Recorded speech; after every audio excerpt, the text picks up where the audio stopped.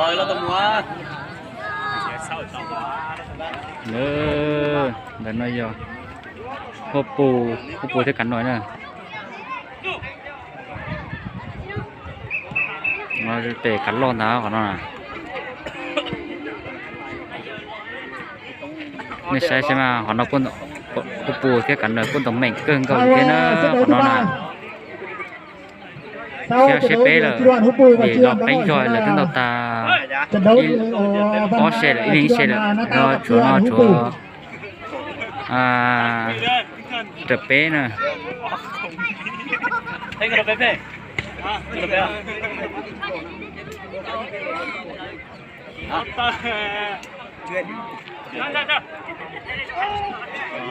gulop cú trống thế nó mong mua giọt ta lời chè chủ chớ đi nó nhớ chè xưa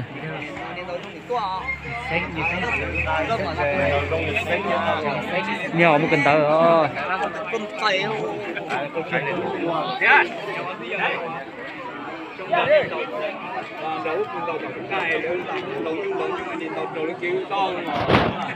trận đấu thứ ba ở đầu nó phát bóng người chi đoàn này ghi điểm đầu tiên của chi đoàn cười đi không ở xong hộp bù cả mảnh cửa đó một chút luôn lo tôi là con tàu dùng thêm mảnh cưng cầu đi để sẽ xem một mảnh ý dạng cầu đi một tiêu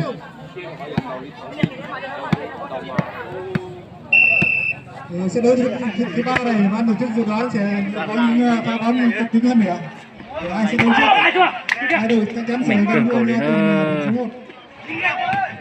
và đội giành đội chiến thắng sẽ là đội cuối cái đội này là sự đồng tình nhất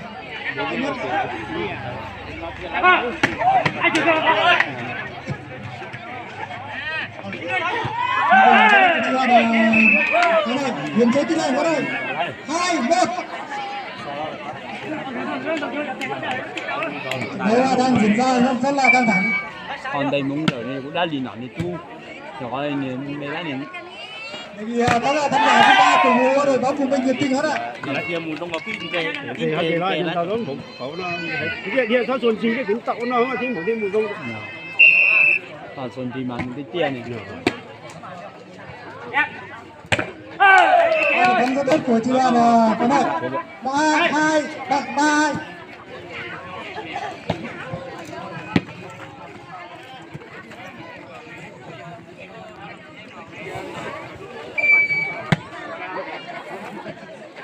cho tay Gazing ơi Gazing ơi anh ơi Gazing ơi anh ơi hết ra nhiệm vụ chưa hết việc chưa hết rồi mời anh ơi tỷ giờ luôn điểm số cho Chu Đoàn là có nói 4-2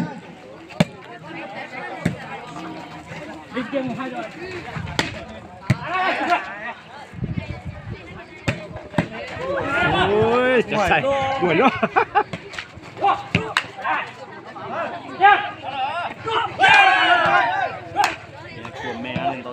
điểm số cho Chu Đoàn Hưng Bồ 3-4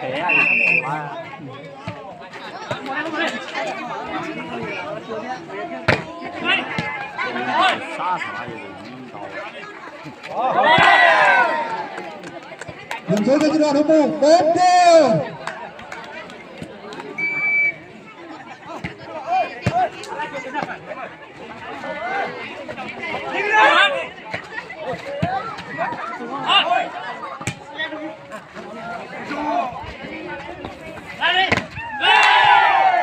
chắn bóng ra ngoài điểm số cho Chu Đoàn là Hưng Bồ 5-4 Chu Đoàn cái đó sẽ làm gì đây và đánh bóng ra ngoài của Chu Đoàn Hưng Bồ điểm số cho Chu Đoàn Hà Nội 5-4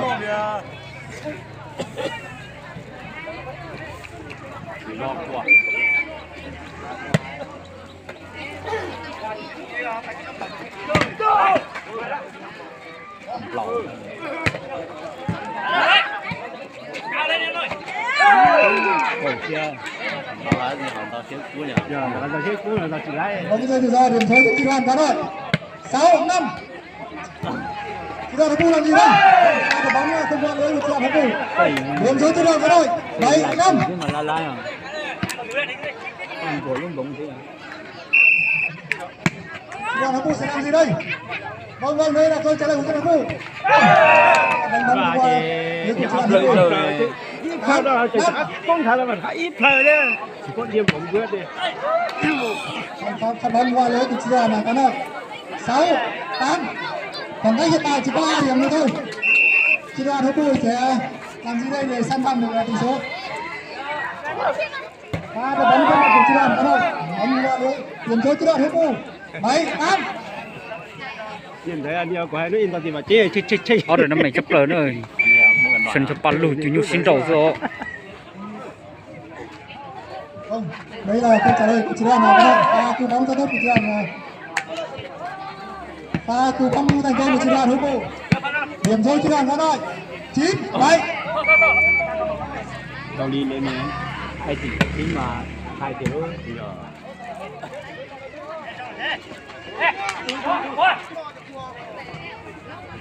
giờ mua gió là Điểm số chị Đoàn có rồi. 9-7. 50-7. em được kỷ niệm nên cũng hơn cực có kiếm một gió thì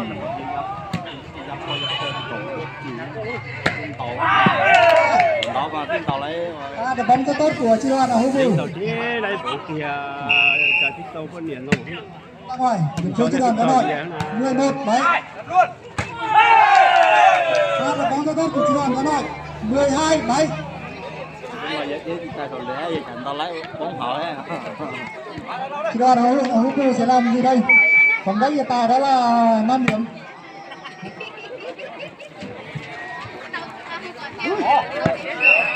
Bây giờ rất tốt của chị Đoàn Hữu. 8-12.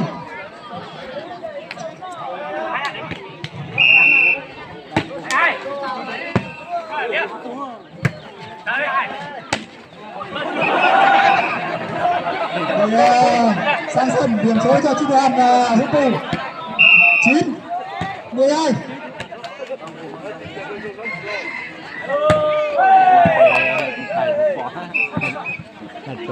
Hai đội đầu sân bóng chặt tay ra ngoài, điểm số chị Đoàn này Hà Nội 13-9.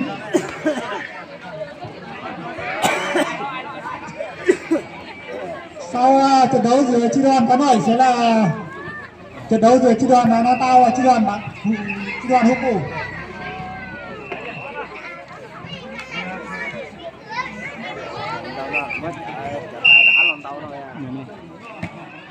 đầu vùng Chi đoàn Hữu làm gì đây? Bóng qua lưới của chi đoàn Hữu. yêu nhà trên nó chỉ lấy à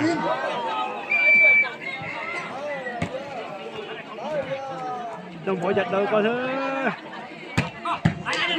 Bóng rất tốt của chi đoàn Hữu. nhiều một tờ.